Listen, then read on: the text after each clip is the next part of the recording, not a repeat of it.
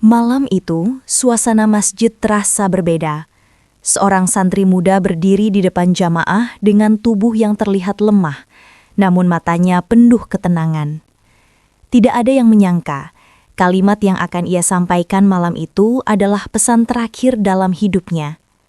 Ketika ia mulai berbicara tentang masa lalu, dosa, dan harapan untuk pulang kepada Allah, satu persatu jamaah mulai menundukkan kepala. Dan saat pesan terakhirnya selesai, seluruh masjid pecah dalam tangisan. Assalamualaikum sahabat semua, selamat datang di channel Ranca Petir, tempat kita berbagi kisah-kisah menyentuh hati yang bisa menjadi pelajaran hidup bagi kita semua. Sebelum kita mulai cerita yang sangat mengharukan ini, jangan lupa like, subscribe, dan komen, agar channel ini terus berkembang dan bisa menghadirkan kisah inspiratif lainnya untuk sahabat semua. Baiklah, mari kita mulai kisah yang membuat satu masjid menangis malam itu. Di sebuah pesantren sederhana yang berdiri di pinggiran kota, hiduplah seorang santri muda bernama Raffi. Usianya baru menginjak 21 tahun. Namun, banyak orang yang merasa bahwa kedewasaan dalam dirinya jauh melampaui usianya. Pesantren itu tidak terlalu besar. Bangunannya sederhana dengan dinding yang sudah mulai memudar warnanya. Halamannya dipenuhi pohon-pohon rindang yang membuat suasana terasa teduh. Setiap pagi, suara lantunan ayat suci Al-Quran selalu terdengar dari kamar-kamar santri yang berjajar di sepanjang bangunan. Di antara puluhan santri yang tinggal di sana, Raffi adalah salah satu yang paling mudah dikenali. Bukan karena ia paling pandai, bukan juga karena ia paling rajin menghafal, tetapi karena satu hal yang hampir tidak pernah lepas dari wajahnya. Senyum. Raffi hampir selalu terlihat tersenyum kepada siapapun yang ia temui. Ketika bertemu teman di halaman pesantren, ia tersenyum. Ketika membantu ustadz membersihkan masjid, ia tersenyum. Bahkan ketika sedang membawa ember air atau menyapu halaman di bawah terik matahari, wajahnya tetap terlihat tenang. Banyak santri merasa nyaman berada di dekatnya. Ia bukan tipe orang yang banyak bicara. Namun, setiap kata yang keluar dari mulutnya selalu terasa lembut dan menyenangkan. Setiap pagi sebelum subuh, Raffi biasanya sudah bangun lebih dulu dibandingkan santri lainnya. Ia berjalan perlahan menuju masjid pesantren yang letaknya hanya beberapa langkah dari asrama. Di sana, ia sering duduk sendirian sambil membaca Al-Quran dengan suara pelan. Kadang-kadang beberapa santri yang baru bangun melihatnya dari kejauhan. "Raffi sudah di masjid lagi," bisik salah satu santri. Hal itu seolah sudah menjadi kebiasaan baginya. Tidak ada yang tahu sejak kapan ia mulai melakukan rutinitas itu. Namun, beberapa bulan terakhir, ada sesuatu yang mulai berubah. Tubuh Raffi terlihat lebih kurus dari biasanya. Wajahnya juga tampak lebih pucat. Suatu siang, ketika para santri sedang membersihkan halaman pesantren, salah satu temannya melihat Raffi tiba-tiba berhenti menyapu dan duduk di tangga masjid. Napasnya terlihat sedikit berat. "Fi, kamu kenapa?" tanya temannya dengan khawatir. Raffi hanya menggeleng pelan lalu tersenyum seperti biasa. "Tidak apa-apa, cuma sedikit capek."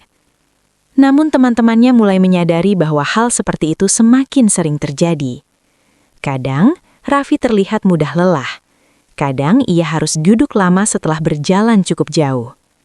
Meskipun begitu, ada satu hal yang tidak pernah berubah. Ia tetap datang ke masjid setiap waktu sholat. Bahkan seringkali ia datang lebih awal daripada siapapun. Suatu malam setelah sholat Isya, seorang ustadz yang memperhatikan Raffi dari kejauhan terlihat menghela napas pelan. Beliau sudah lama melihat perubahan pada santri muda itu. Dan jauh di dalam hatinya, beliau mulai merasa bahwa Raffi mungkin sedang menyembunyikan sesuatu yang tidak diketahui oleh orang lain. Sesuatu yang mungkin jauh lebih berat daripada yang bisa dibayangkan oleh siapapun di pesantren itu. Namun, tidak ada yang menyangka bahwa santri yang selalu tersenyum itu sebenarnya sedang berjalan menuju sebuah akhir yang akan meninggalkan kenangan mendalam bagi seluruh jamaah masjid. Hari-hari setelah peristiwa di jalan itu membuat nama Fikri mulai dikenal oleh warga sekitar. Bukan karena ia ingin dipuji, tetapi karena orang-orang melihat sendiri bagaimana seorang santri muda dengan tubuh kurus itu berani menolong seseorang yang hampir kehilangan nyawanya. Pagi itu langit di atas pesantren terlihat cerah. Angin sejuk berhembus perlahan membawa aroma tanah basah dari sawah di belakang pesantren. Fikri duduk di beranda musola kecil sambil membuka kitab kuningnya. Bibirnya bergerak pelan membaca, sementara jari-jarinya mengikuti setiap baris tulisan Arab gundul yang sudah mulai ia hafal. Namun, pikirannya tidak sepenuhnya berada di kitab. Sesekali ia teringat wajah lelaki yang ia tolong beberapa hari lalu. Sejak kejadian itu, Fikri belum pernah melihatnya lagi. "Tadi ada yang cari kamu." Suara sahabatnya, Hasan, tiba-tiba memecah lamunannya. Fikri mengangkat kepala. "Siapa?" Hasan mengangkat bahu. Katanya mau ketemu langsung. Orangnya dari kampung sebelah. Belum sempat Fikri bertanya lebih jauh, seorang lelaki paruh baja berjalan masuk ke halaman pesantren. Wajahnya tampak lebih sehat dibandingkan saat pertama kali Fikri melihatnya terbaring di jalan. Begitu melihat Fikri, lelaki itu langsung menghampiri. "Assalamualaikum," ucapnya dengan suara yang sedikit bergetar. "Waalaikumsalam," jawab Fikri sambil berdiri. Tiba-tiba, lelaki itu menggenggam tangan Fikri erat. "Terima kasih. Kalau bukan karena kamu, mungkin saya sudah tidak ada sekarang." Fikri menyenyum malu. "Saya hanya melakukan apa yang seharusnya dilakukan, Pak." Lelaki itu menggeleng pelan. "Tidak semua orang berhenti menolong seperti kamu. Banyak yang lewat saat itu. Tapi hanya kamu yang datang." Hasan yang berdiri di samping hanya bisa terdiam mendengar percakapan itu. Lelaki tersebut kemudian memperkenalkan dirinya sebagai Pak Rahmat, seorang pedagang kecil yang setiap hari melewati jalan di depan pesantren. Ia menjelaskan bahwa serangan jantung yang ia alami waktu itu sangat berbahaya. Dokter bahkan mengatakan ia bisa saja meninggal jika terlambat beberapa menit saja. Mendengar itu, Fikri menunduk. Dalam hatinya, ia hanya bersyukur Allah menggerakkan langkahnya pada waktu yang tepat. Pak Rahmat kemudian mengeluarkan sebuah amplop dari tasnya. "Saya tidak punya banyak, tapi tolong terima ini sebagai tanda terima kasih." Fikri langsung menggeleng cepat. "Maaf Pak, saya tidak bisa menerimanya." Pak Rahmat terlihat bingung. "Kenapa?" Fikri menjawab dengan lembut. "Kalau saya menerima ini, niat saya menolong jadi terasa berbeda. Saya menolong karena Allah, bukan karena imbalan." Kalimat itu membuat Pak Rahmat terdiam cukup lama. Matanya mulai berkaca-kaca. "Jarang sekali saya bertemu anak muda seperti kamu." Di kejauhan, beberapa santri yang melihat kejadian itu mulai berbisik-bisik kagum.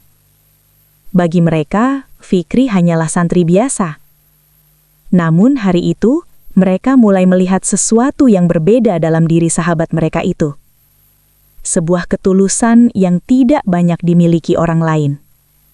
Dan tanpa mereka sadari, pertemuan sederhana di halaman pesantren itu akan menjadi awal dari sebuah kisah yang jauh lebih besar. Kisah yang suatu hari akan membuat seluruh jamaah masjid menitikkan air mata. Hari-hari di pesantren kembali berjalan seperti biasa. Suara lantunan ayat Al-Quran selalu memenuhi udara setiap pagi dan malam. Para santri sibuk dengan hafalan, kajian kitab, dan berbagai kegiatan sederhana yang menjadi bagian dari kehidupan mereka. Namun bagi Fikri, sesuatu perlahan berubah. Sejak kejadian dengan Pak Rahmat, banyak warga sekitar yang mulai mengenalnya. Bukan karena ia terkenal, tetapi karena cerita tentang ketulusannya menyebar dari mulut ke mulut. Suatu sore, setelah sholat asar berjamaah, pengasuh pesantren, Kiai Hashim, memanggil Fikri ke ruangannya. Ruangan itu sederhana, rak-rak kayu penuh dengan kitab klasik berjejer rapi di dinding. Aroma kertas tua bercampur dengan wangi kayu membuat suasana terasa tenang. Fikri masuk dengan sedikit gugup. "Assalamualaikum, Kiai." "Waalaikumsalam, Fikri. Silahkan duduk, Nak," jawab Kiai Hashim dengan suara lembut. Fikri duduk bersila di depan beliau, menundukkan kepala dengan penuh hormat.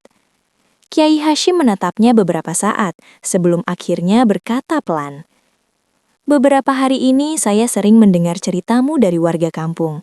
Fikri langsung merasa tidak enak. "Maaf, Kiai, kalau saya melakukan kesalahan." Kiai Hashim tersenyum kecil. Bukan kesalahan, justru sebaliknya. Beliau lalu menceritakan bagaimana Pak Rahmat dan beberapa warga datang ke pesantren untuk menyampaikan rasa terima kasih kepada Fikri. "Menolong orang adalah hal kecil, tapi ketulusanmu itulah yang membuatnya besar," kata Kiai Hashim. Fikri hanya menunduk semakin dalam.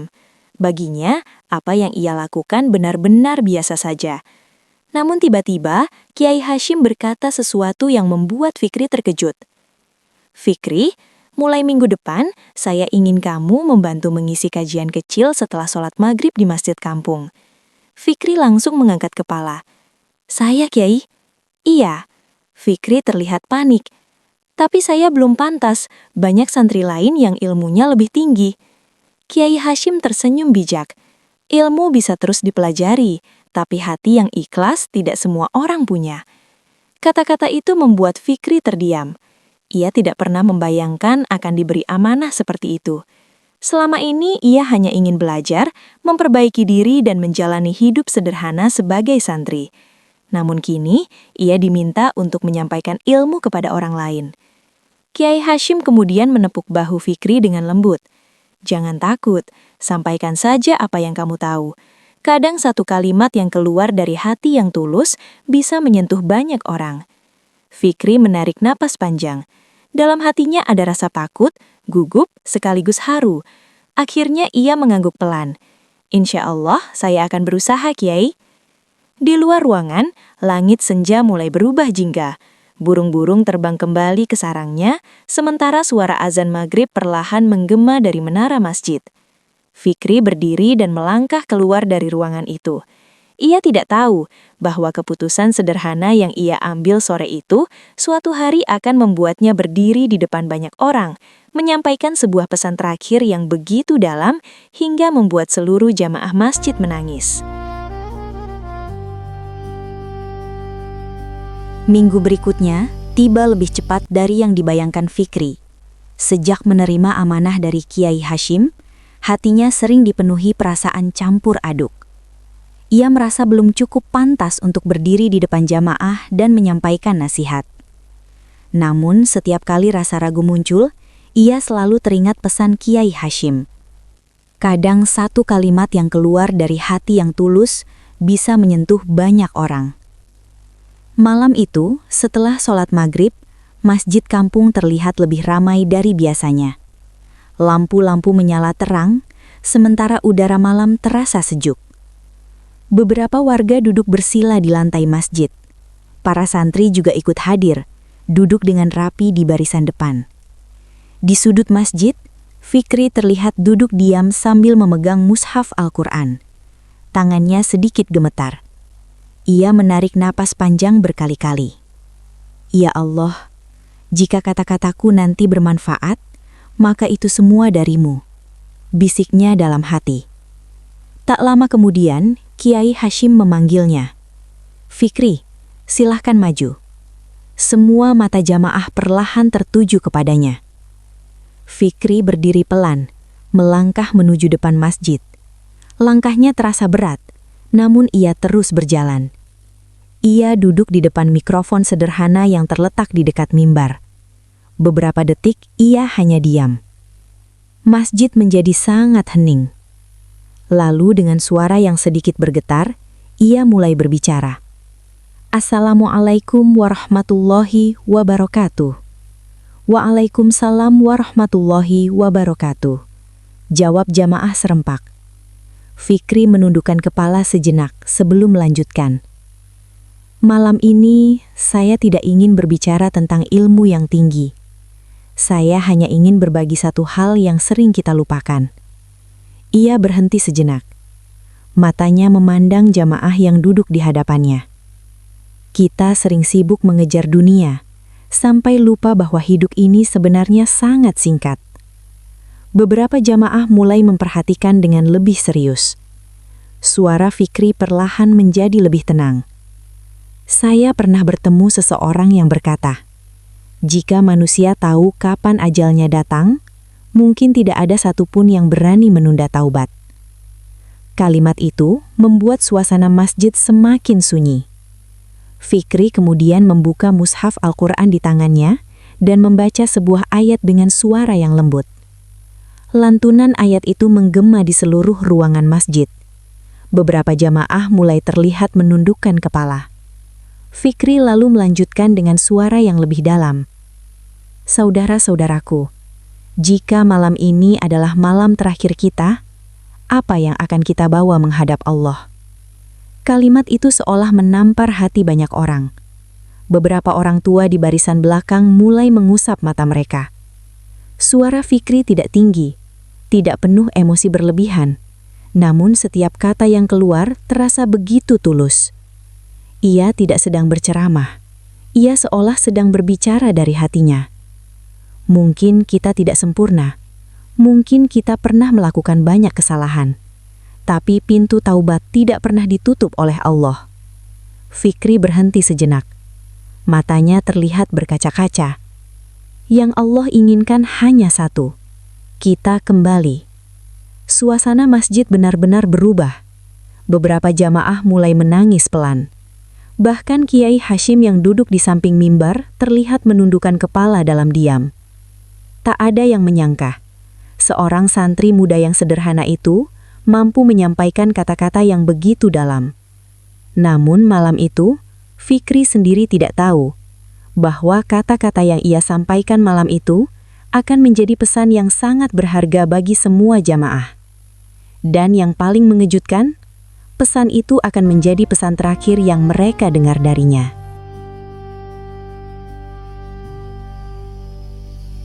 Bab 5. Pesan terakhir yang tak terlupakan. Malam itu akhirnya selesai dengan suasana yang sangat berbeda dari biasanya. Setelah Fikri mengakhiri nasihatnya, masjid masih terasa hening. Beberapa jamaah terlihat mengusap air mata mereka. Tidak ada tepuk tangan, tidak ada suara riuh. Yang ada, hanya perasaan haru yang menggantung di udara. Fikri menutup ceramahnya dengan suara lembut. Semoga Allah memberi kita waktu untuk memperbaiki diri, sebelum waktu itu benar-benar habis. Ia lalu membaca doa singkat. Jamaah mengamini dengan suara pelan. Malam itu, banyak orang pulang dengan hati yang terasa lebih berat, namun juga lebih tenang. Beberapa orang bahkan mendekati Fikri setelah acara selesai. "Terima kasih, Nak. Kata-katamu tadi benar-benar menyentuh hati," ujar seorang jamaah tua sambil menepuk bahunya. Fikri hanya tersenyum rendah hati. "Semua dari Allah, Pak. Saya juga masih belajar." Namun, tak ada yang menyangka, malam itu akan menjadi momen yang sangat dikenang. Keesokan paginya, kabar mengejutkan datang dari pesantren. Fikri ditemukan dalam keadaan sakit setelah subuh. Tubuhnya lemah, namun wajahnya tetap tenang. Para santri segera membawanya untuk mendapatkan pertolongan. Di tengah kondisinya yang lemah, Fikri sempat berbisik pelan kepada temannya. "Kalau aku tidak ada nanti, jangan lupa ingatkan orang-orang untuk selalu kembali kepada Allah." Kata-kata itu menjadi kalimat terakhir yang didengar oleh sahabatnya. Tak lama setelah itu, Fikri menghembuskan nafas terakhirnya dengan tenang. Kabar kepergiannya menyebar cepat ke seluruh kampung. Banyak jamaah masjid yang terdiam tak percaya.